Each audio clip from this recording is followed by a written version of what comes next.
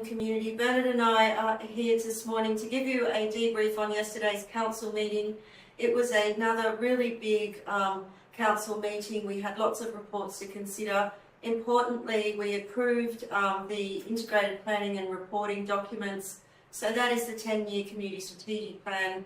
The 4-year delivery program is what council will contribute towards achieving that community strategic plan. The long-term financial plan, the workforce strategy and the operational plan and budget for next year.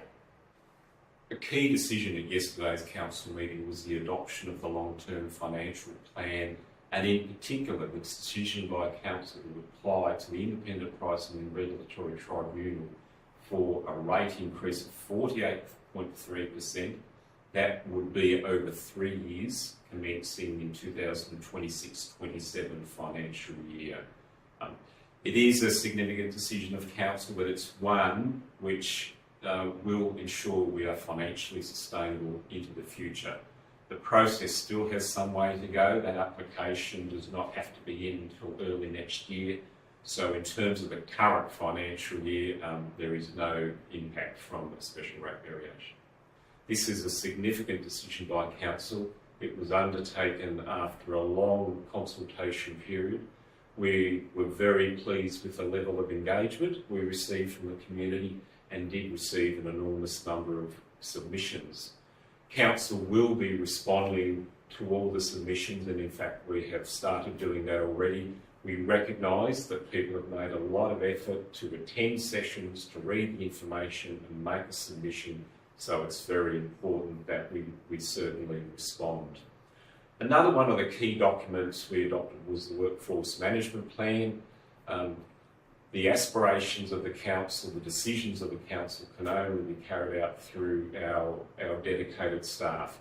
And it's important that we support them as much as possible. We work very hard to build an efficient, effective, an organisation with a great culture. And that Workforce Management Plan lays out the blueprint for that. And there will be a lot of emphasis through our Elevate 360 program to achieve the workforce we all want to be part of.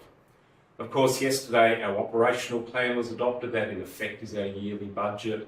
For the coming year, it is a 4.4% rate increase, noting that if the special rate variation is approved, that will not commence until next financial year, i.e. 26-27. So the operational plan lays out all the actions we want to undertake over the next 12 months, lays out our fees and charges, incorporates a number of initiatives, particularly with regard to capital works, but a range of advocacy actions, the preparation of strategies, etc. So council now has the suite of documents in place, but importantly, the operational plan is our budget, is our action plan for the next 12 months. Yes, and there's a few exciting things coming for the villages within the operational plan for next year. As part of the consultation, we definitely heard from the villagers that they want more value for money and more emphasis on beautification, pathways, and essentially improving their precincts. So next year we'll be looking at working with the villagers to understand what it is they want in the short term, the medium term and the long term, putting a plan together so that we can then start to deliver that plan for the villagers. A couple of other things that are of interest to me is building on the economic development strategy, destination management plan, looking at climate action plan as well. That needs to be reviewed.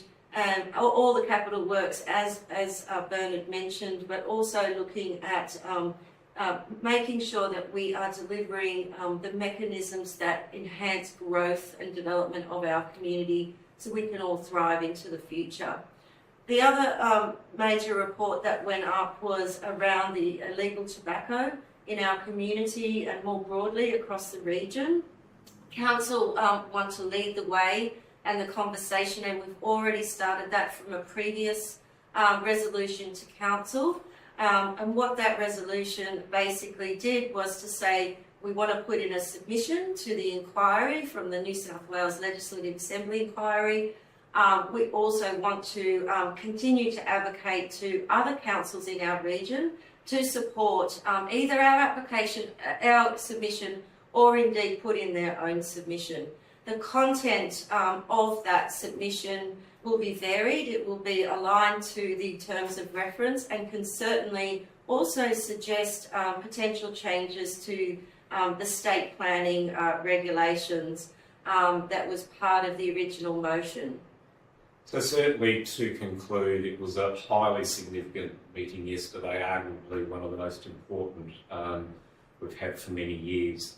It lays out a plan for a sustainable future for our region, sustainable from a financial perspective, but also sustainable from a social and environmental perspective as well. Council now has a blueprint, it now has a plan for the future to ensure we have a growing, thriving region.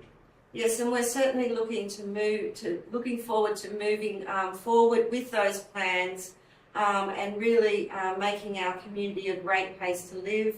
Thank you again to all the community that made their submissions. You will receive the response, as Bernard said.